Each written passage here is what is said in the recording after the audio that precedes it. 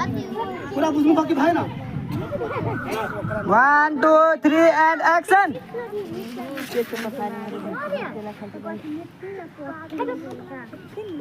काट फेन करो तो ए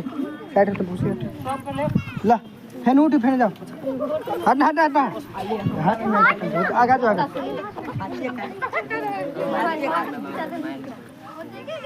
1 2 3 एंड एक्शन ए हट ना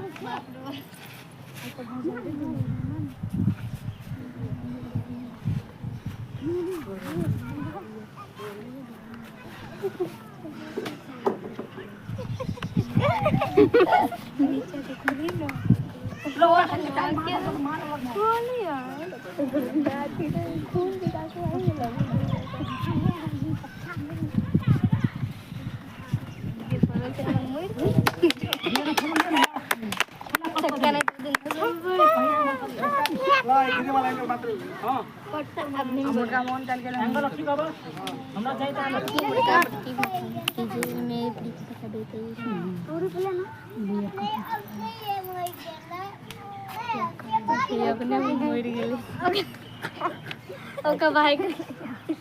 अरे मैं